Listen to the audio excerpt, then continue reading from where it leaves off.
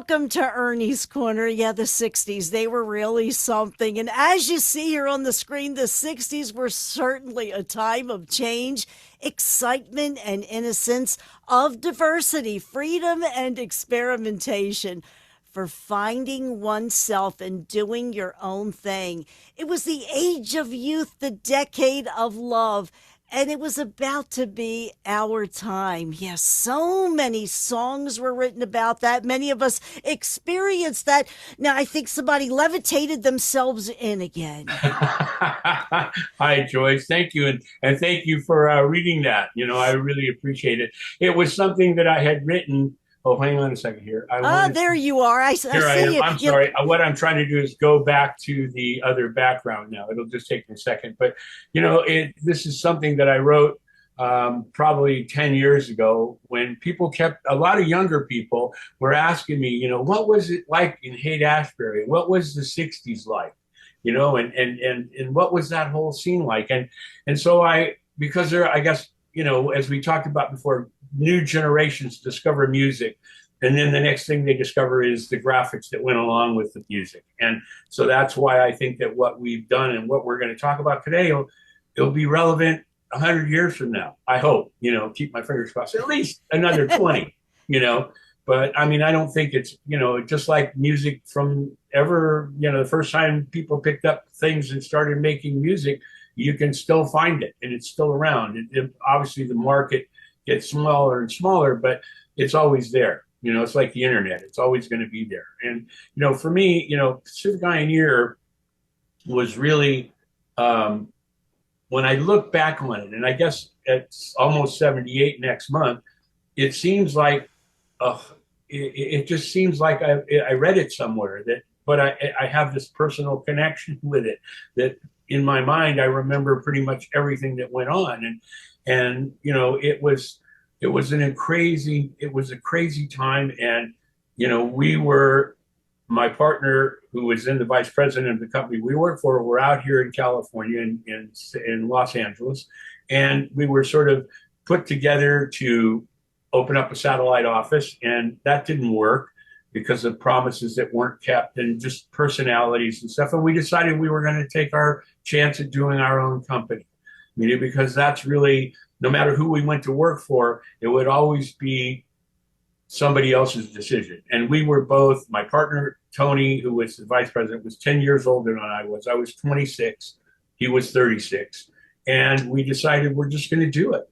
And we did. On January 1, 1972, we opened up the doors and, started a business in a little one-bedroom cottage up in the Hollywood Hills. And it was really kind of cool because there was Tony and I, and then Bonnie was our secretary that would answer the phones. And by this time, we had done formed a relationship with Alice Cooper, formed a relationship with, Captain Beyond and the guys from Iron Butterfly, formed a relationship with Lou Adler and Cheech and Chong. And those people really kind of helped us get started. We were given assignments. I think I told you when we did the Schools Out package for Alice, that comp got liberated and Shep, needed me to help him advise, the guy we work for and his new partner, how it worked so that they could do it. And then on, we stayed very, very close and becoming part of, the Alive family.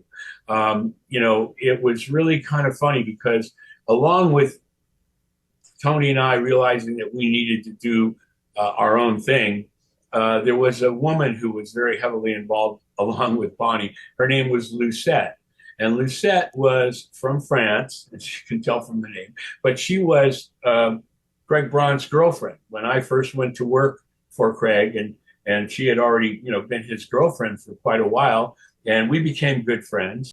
And, they went their separate ways, but she did stay in touch with Tony and I out here in California. She actually came out from New York and was a big key influencer in helping us make the decision to leave and start our own business because she was really a friend, and even though she wasn't with Craig, she was still friends of ours. And and she was really kind of very, helpful in helping us make that decision, along with a company called Ivy Hill. And I don't know whether we had talked about them in the past, but they were one of the largest board printers in the country. Board meaning packaging, stuff that like perfume packaging, the package, the actual construction of the box, that's board printing.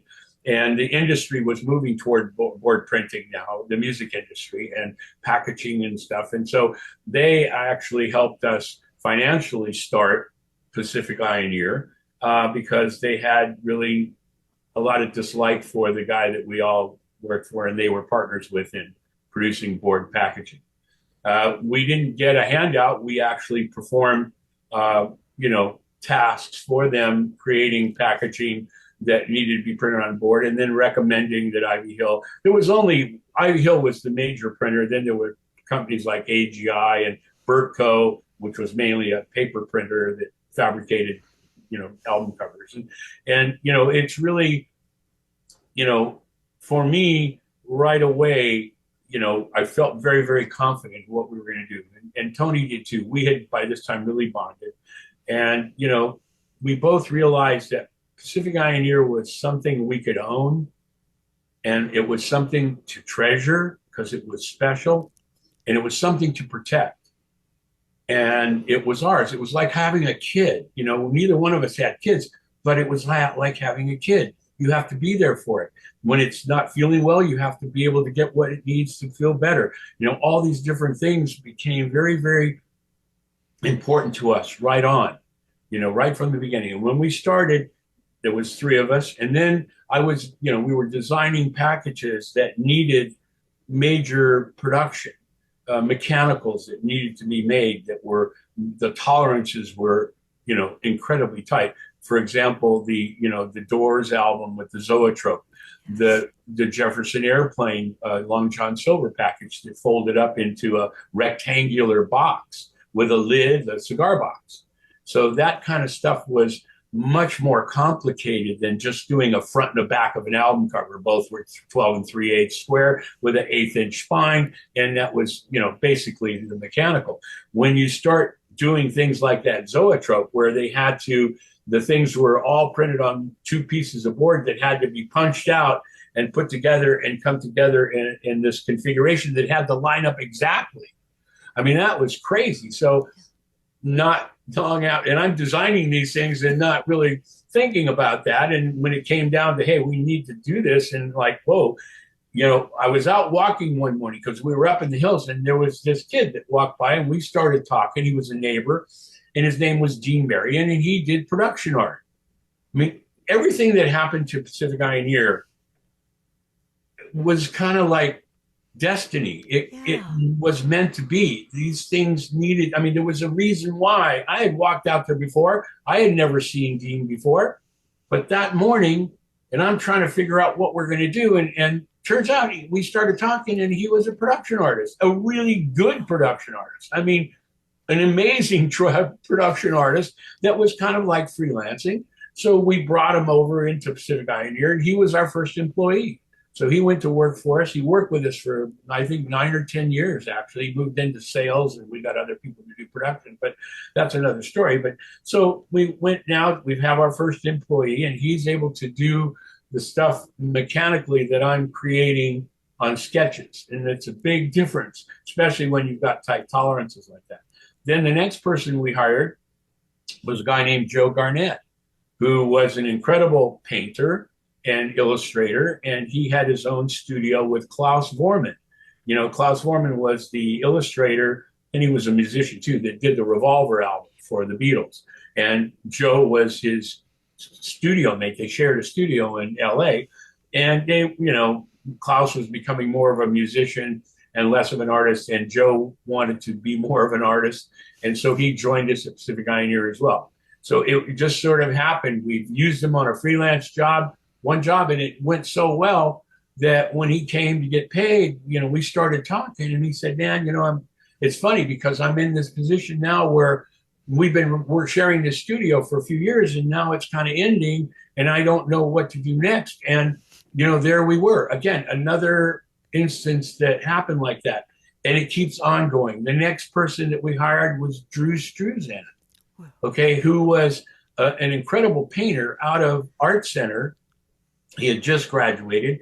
He had been just gotten married and had a baby, and nobody would hire him. He was a painter, and he had very strict beliefs, and it would turn a lot of people off, I guess, but not me. It was me. It was more about what he could do. I don't care any religion or race or anything like that, man. It's all about doing the job and doing it as best as I could, and hopefully better.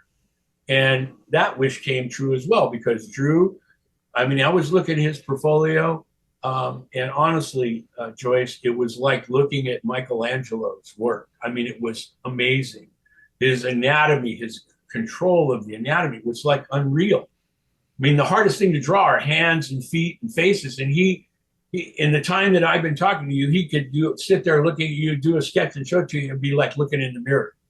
It was the weirdest thing ever. So again, here's this guy who I had stopped seeing portfolios because we were so busy, and it was just Joe and Dean and I. So we got two designers and a production artist, and Tony's out there selling like crazy, and the work's coming to us through Shep Gordon and Lee Dorman and all these people that really, sort of jumped on the bandwagon because we were this disruptive, like they were in the music scene. We were this disruptive force that was doing crazy things. And I'll tell you honestly, a lot of the work, no putting down of Tony and his abilities to sell, but Shep Gordon and Alice Cooper were probably the best salespeople we had for years, because they would turn us on to these people, and Tony was even more than a good salesman. He was good looking, and he was a sharp guy. He graduated college at 16, and we bonded. We were like brothers, and everybody that we took in, Dean and Joe and Drew, became part of a family. I mean, it sounds kind of crazy, but it's true. There, what you see is the Pacific Pioneer logo that I did, and then our panel truck. We had a 46 Chevy panel truck that used to get us business too. We would park it right out in front of the office. And it was on La Cienega Boulevard, which was a lot of traffic in both directions. And we'd actually had people, I saw your truck, and I wondered what it was you guys do. And I need some graphics, I need some packaging. So that really helped. And I think I told you, in the case of Sizzler Steakhouses, their headquarters was in Los Angeles. And we had been talking to the marketing director there. And he was like this far from giving us a project, right? And so what we did was we took the truck to their parking lot early in the morning and parked it right in front, not in a parking place, but where nobody could come into the parking lot and not see it going into the building. And about an hour or so after their business opened, we get a call from that marketing director and said, "Hey, man, you better come and get your truck. It's in our parking lot. And when you're here, we've got a project we want to talk to you about." So it was that just is like, really thinking out of the box, thinking with the truck. Yes, yeah, exactly. And it also was influential in getting us the buses that we did for the LA RTD, the ones that look like big submarines. We did 13 of them for the Rapid Transit Authority in Los Angeles. And somebody had seen the truck and told this marketing guy at the RTD about this cool looking truck, and they're over on La Cienega. And we get a call, and Tony goes and sees them. And the next thing we know, Drew and I and Bill what they did was we did sketches. They took one bus and painted it all gray and put it in a place where their Transit Authority parking lot, where all the buses were, and they put it off to one side. And we came there and we painted that bus that you see was all hand painted. It took Bill and I and Drew Struzan about 2 weeks to do that, with the seaweed and the fish and all that stuff, and the street fleet, the signage with the seahorse. It was beautiful. And we parked it. When we finished it, we parked it out in front of the offices of the RTD. And I have pictures of all the council members and stuff standing by the bus and taking pictures and stuff. And the quick story there was, we didn't know it, but they were about to drop the promotion. It was a promotion to enlist kids that were in junior high school and high school to join the street fleet while you're in school, and you get like dog tags that get you this bus that comes in your area. There's 13 locations across Los Angeles that would go express to the beach. So you would join in school, and then you could use that, and it was to cut down traffic and kids on street, in the summertime. And it worked out incredible. I mean, we took out the back 7 rows of seats and put in so kids could bring their surfboards and their dogs and their bicycles. And then Clarion Car Stereo was one of our accounts. We were their first agency in the United States, and we equipped all the buses with Clarion Car Stereos, and a lot of like Burton Cummings and Alice Cooper and all the bands that, Captain Beyond, all the bands that we were doing work for, giving them music to play on these buses, which was great because they had a captive audience that was ready to go party at the beach. So all these things kind of worked out. And what you're seeing there is a picture, and I'm going to send you this folder with a lot of pictures. I love what you do with bringing stuff in. Thank you. But what you see there is Drew Struzan, and then Bill Garland and myself. They were really, because right after Drew came, then Bill came, and Bill came out of the Air Force. He was a photographer. He's there in the middle. And he was also an incredible cartoonist. He always liked cartooning, and I swear it was like looking at Disney cartoons. He had all the rounded edges, no points on anything, just really, really great. And he was a calligrapher. You could show him lettering and of any style, and he could sit there and within a few minutes be able to emulate every letter in the alphabet. And we talked about some of the spiritual sky stuff that we talked about a couple months ago, and all that calligraphy for those ads for Rolling Stone magazine and Spiritual Sky Incense, the Hare Krishna skies.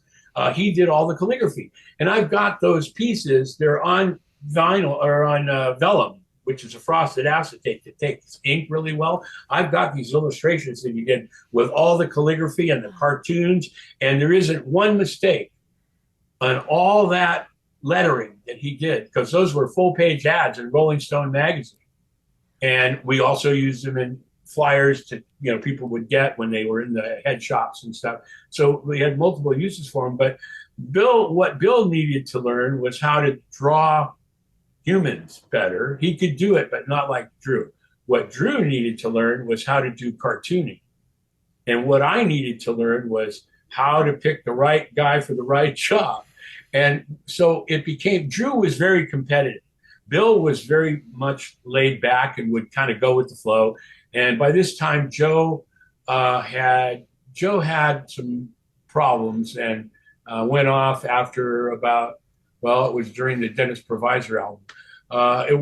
Joe worked with us for about 7 months, and then he had some issues and mental and health issues. Oh, that's a shame. That is a shame. but he went on. He got through all that, and he, God bless his soul, he passed away just a few years ago. But an incredible painter and an incredible friend, and we were able through Facebook to hook back up, which was great because he had moved to Texas, he moved to overseas, and we stayed in touch. And just like Carl Ramsey joined us when Joe left. Carl came along, and Carl Ramsey was an incredible airbrush artist. If you remember that JoJo Gunn thing with the big teeth biting. Oh, yeah, bite down hard. Yeah, and the licorice pizza girl holding the smoking record, that was Carl Ramsey. And we needed by this time, we were really an illustration-oriented company for album covers. Not always for corporate work, but for album covers, probably 100%. Just like Hypnosis in England was mainly a photography agency that did photographs like Dark Side of the Moon, and all those different covers for the English bands were a lot of photography, and that was Storm Thurgeson and those guys. And so, and we actually knew each other and knew of each other, and that's another story too. But so along comes Carl, and so what happens is Carl needs to learn how to draw both figures better and cartoon better. Both Bill and Drew needed to learn how to use an airbrush. And I, again, needed to know how to assign the right project to the right guy. And Pacific Pioneer was,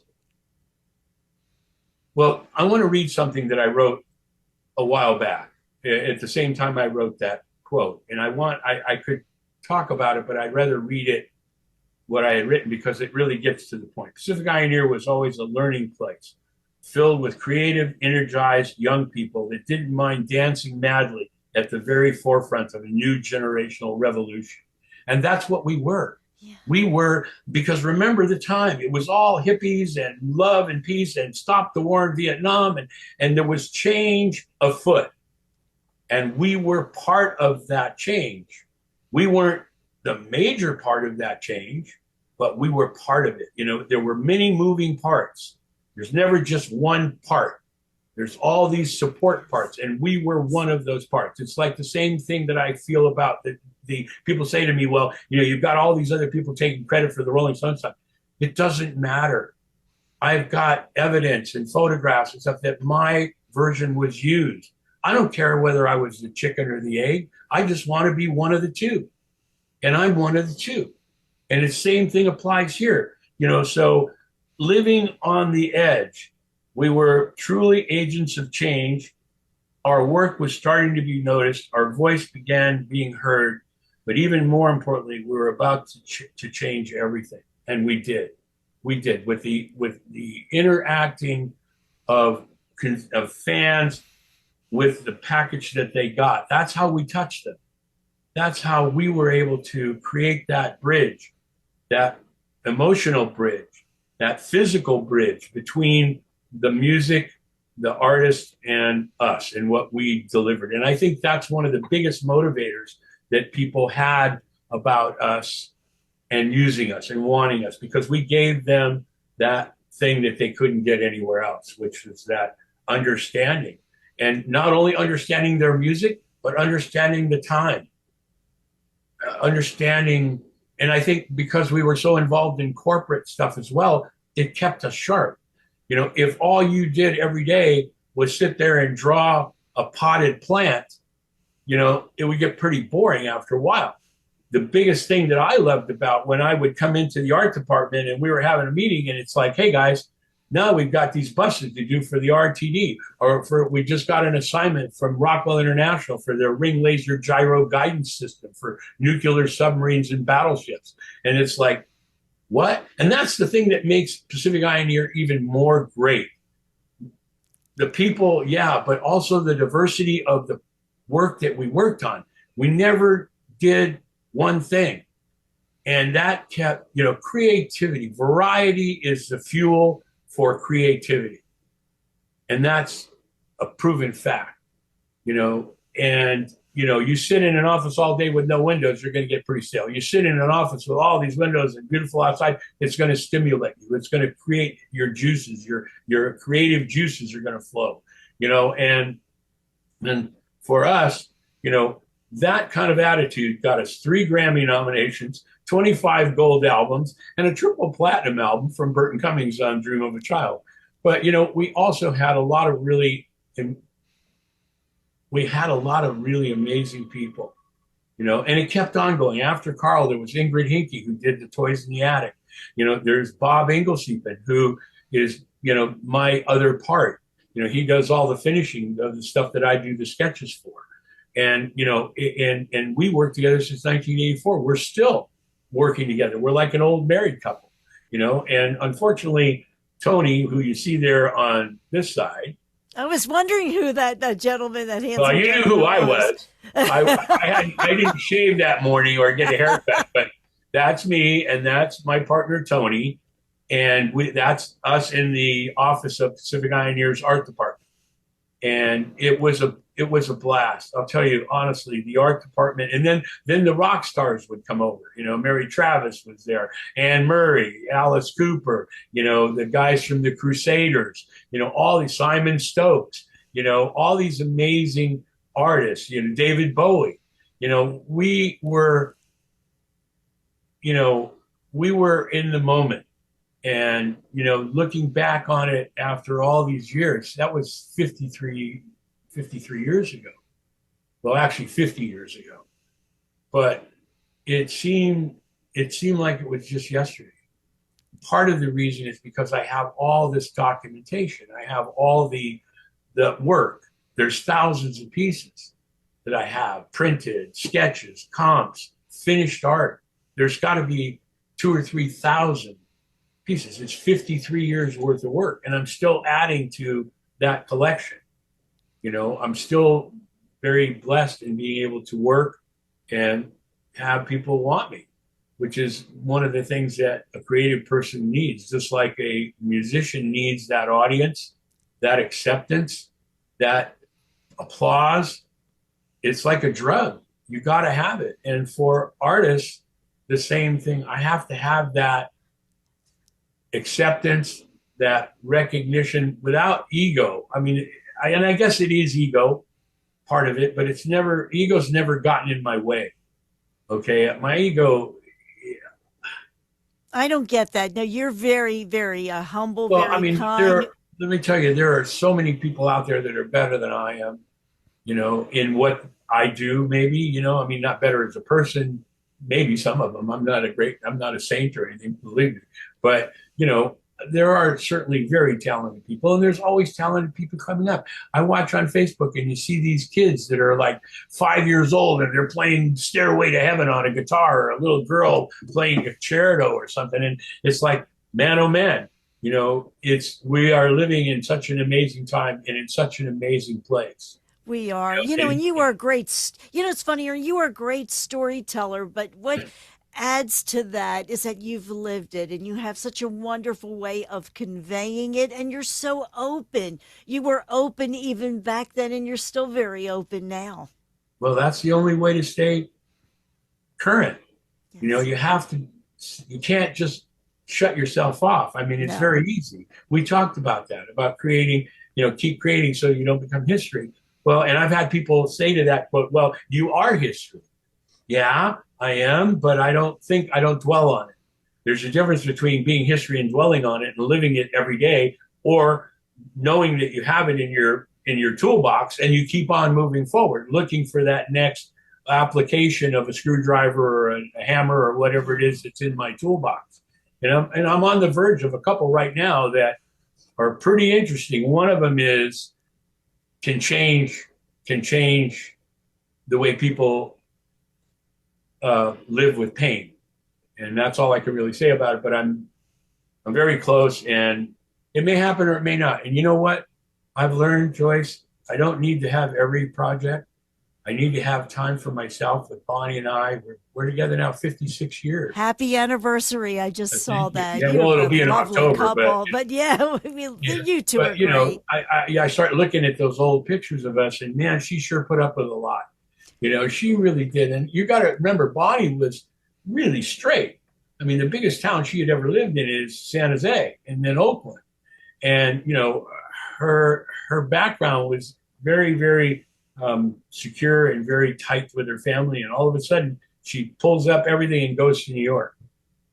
And both of us were just, amazed and energized and loved each other even more. I mean, it was amazing. You were both a blessing. Ernie, in the remaining time we have, any songs? I've got like two in my mind that relate to this wonderful story. Well, I think that Under My Wheels, because Alice was such a big influence, and Burton Cummings, Dream of a Child, those two, would be ones that stand out. And then there's a million others, but those two, just really, I don't know, they're really special, along with all the other ones. It's like having children. I don't, if I had them, I have all the creations that I've done. Those are my children. I can't pick one over the other. They're just all equally in love. But those two stand out. Under My Wheels was a great song, and was really the song that made Alice Cooper. And then we took it on after that, and for 13 albums. And hopefully, I heard he's working on 3 new albums, so I'm hoping that I can get one of those. But if not, it doesn't matter, because I've got 13 albums that I've done. Who better to do 13 albums for than Alice Cooper? The lucky number 13. It's always been a good number for me. 13 is great. You know what I was thinking? Still crazy after all these years with Paul Simon and Yeah. the Oh, that's a great association. album. Yes, it is. That I is a love great, Paul. every song on that album is a great album. But that whole album is amazing. Paul Simon. I worked with him once Did you? on You the were songbook lucky. for Bridge Over Troubled Water. I worked with him on that. He's very hard to work with. And that's all I can say about that. Ah, those songwriters and the Yes. association. Time it is today. That is that you know, we were talking all about the '60s. You know, Yeah. that's that was Yeah. just a beautiful quote. You know, and it's such a blessing to have you on the block party and for Well, you it's a to blessing impart. for you to allow me to be here. And, again, all our neighbors, I hear from them every week on Facebook. And it's just great. I really enjoy being here. I enjoy talking about this stuff and learning from you. I guess I can't repeat it enough, but I learned so much from you. So thank you so much. And we'll see you next week.